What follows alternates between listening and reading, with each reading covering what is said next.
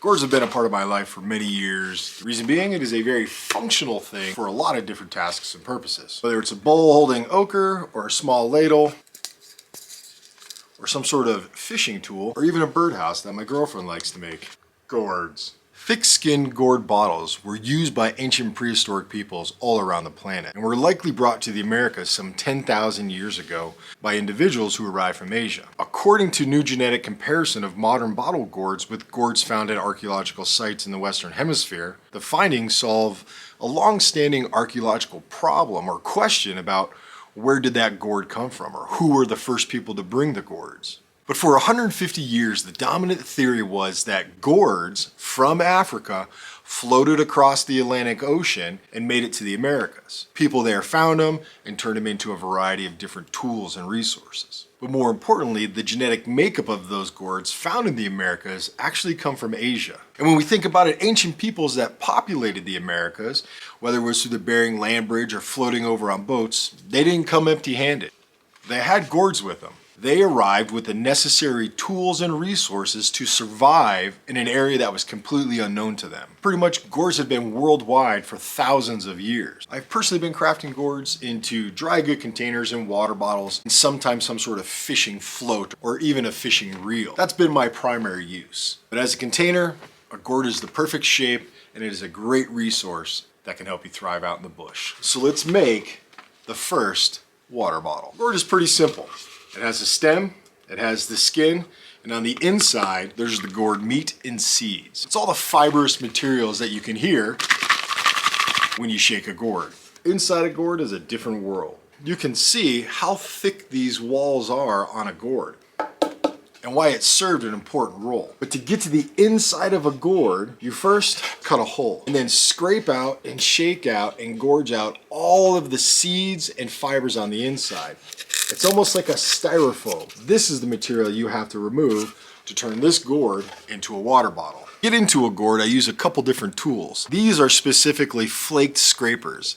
It's a long stem with a little bit of pine pitch and a flat flake hafted to it that allows me to scrape the inside of the actual gourd. I also have some sort of curved or hooked piece of bone.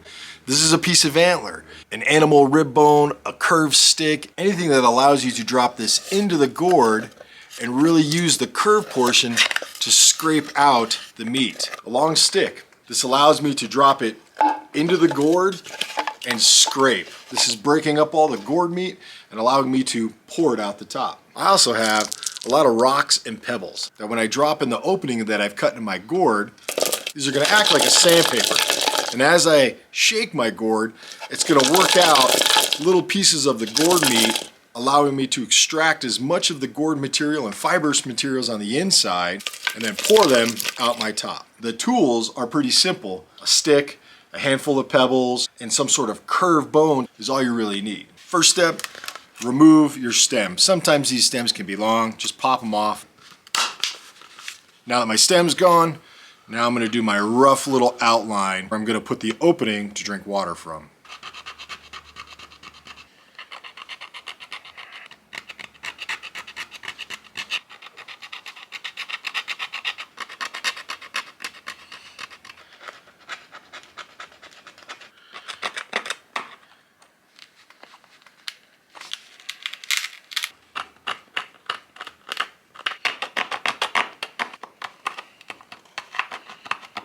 And with a little bit of time and scoring and kind of gouging, you'll start to create that ring around the top of your gourd.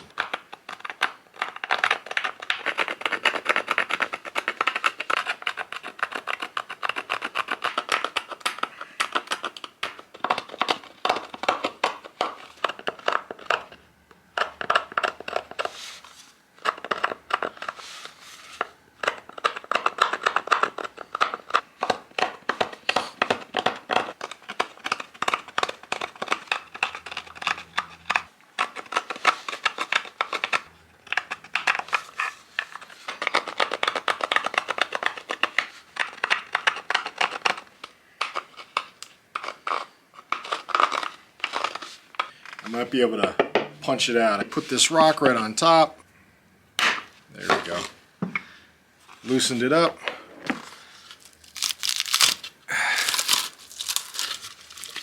that is my hull. Give it some scrapes, kind of clear it out.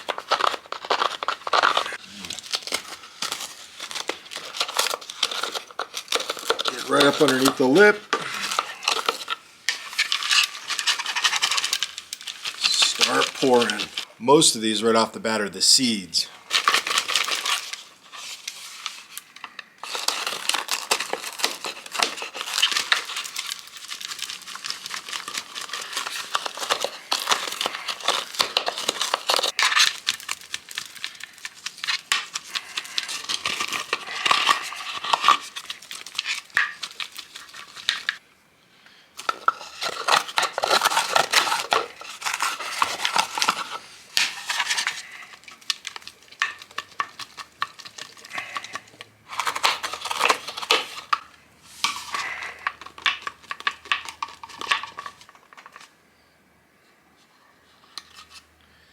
There it is. There's my stem piece.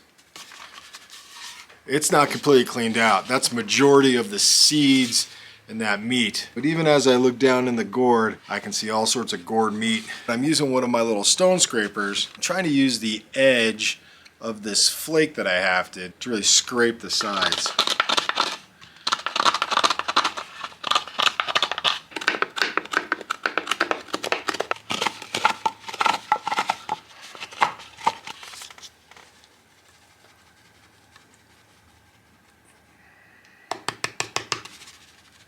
Drop these in, and these are going to help break up all of the remaining gourd meat. Plug the hole.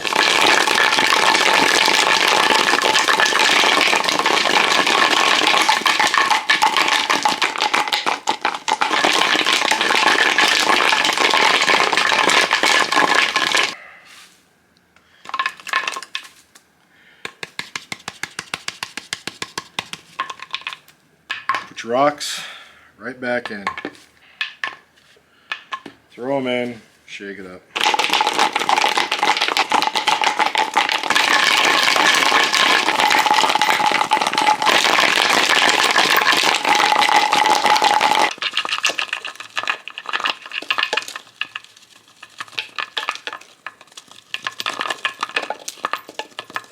When I look at this material, I've got my stones obviously, and I've got real fine powder. Now, if I keep putting stones in there, eventually I'm gonna grind the whole thing down and I could get all the way through the gourd wall. What I'm looking to make sure that I remove are these bigger chunks and white pieces of gourd meat. If I get real down to some of this fine stuff over here, I can continuously pull that out every time I put rocks in there. So if I'm still pulling out big white chunks like this, put your rocks back in, shake it up. If I'm pulling out real fine stuff, think of it as more of like a sawdust. That means the rocks are just eating away at your gourd wall. So you can't go too far with it, but you gotta go far enough that you're getting rid of the big white stuff.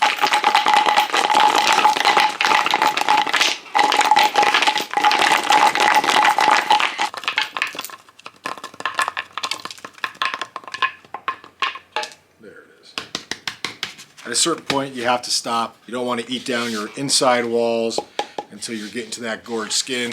So find that good balance. Shouldn't be any big chunks coming through. Before I seal my gourd with wax, I got to build a cork or a topper. These are pretty simple. Circle hole, circle top. Just make sure your topper does not slide all the way into your hole. You can shape them up in a lot of different ways. The key thing is it needs to taper. So from wider to thinner. Otherwise, your topper, your plug, will wind up going inside your gourd. You could put a hole through it. You could do a lot of different things. I like to leave mine pretty simple and slick. I might round the top a little bit, but the reason why I want to have my top done before I seal this is that when I pour my hot wax in, I want to plug this and then give my gourd a shake. More importantly, that wax is going to form around the bottom of my plug, and it's going to give me a nice tight seal. It's going to line perfectly up, and my gourd water bottle will be completely sealed. I don't know if ancient peoples used wax to seal the inside of their gourds, but I have used unwaxed and I have used wax gourds for a number of years. Obviously, a wax gourd is going to give you a lot more longer life as water can saturate through this over time from the inside out, but waxing it is not a bad idea. Carrying dry goods, seeds, flowers, anything like that, you don't need to wax it. And I like to swirl it. The swirling motion ensures that I'm getting all of my areas essentially covered with wax. Can't go wrong with the amount of wax. It will increase a little bit of the weight of the gourd, but it's not the end of the world. All right, pouring the wax in, hot wax. Now I'm just swirling. You can hear it. Everything's gonna get covered. I'm making sure the bottom is, I'm slowly rotating. Put my plug in, and now I'm just kind of gonna gently tilt it up. I know my wax is cooling, and now I'm just trying to focus on this area here. As I'm moving the gourd, I know it's getting covered up. I'm gonna pull my plug out, and I'm just gonna kind of watch it pour, maybe out the top. There we go.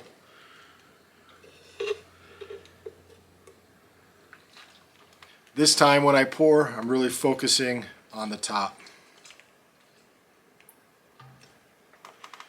Plug is in. Good.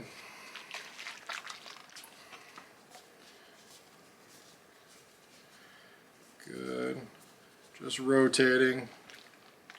When I'm pouring out the remainder of my wax, I pour, kind of rotate. I know now it's hitting the entire neck of my bottle. It's drying.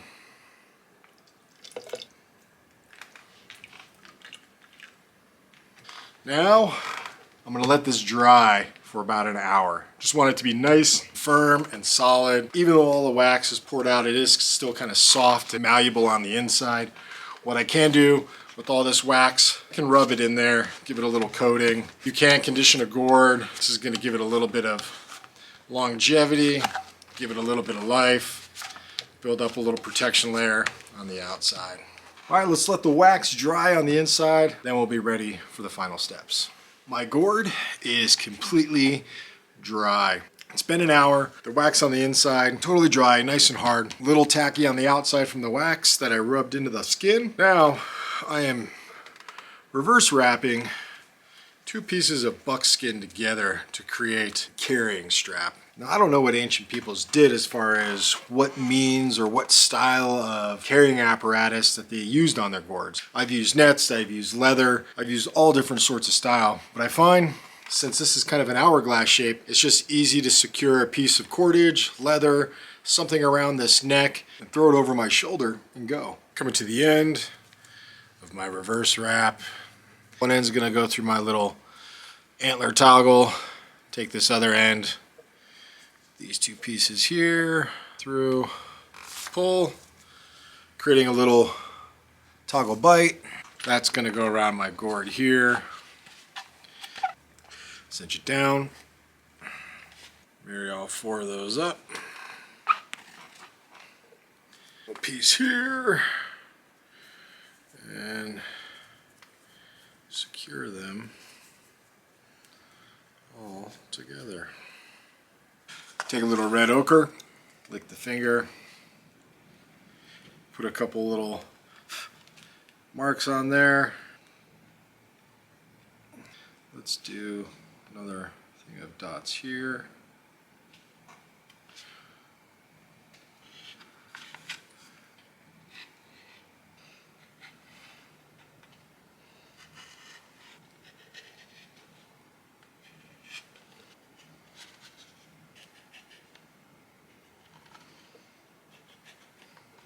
All right, gourd water bottle complete. So, take a drink.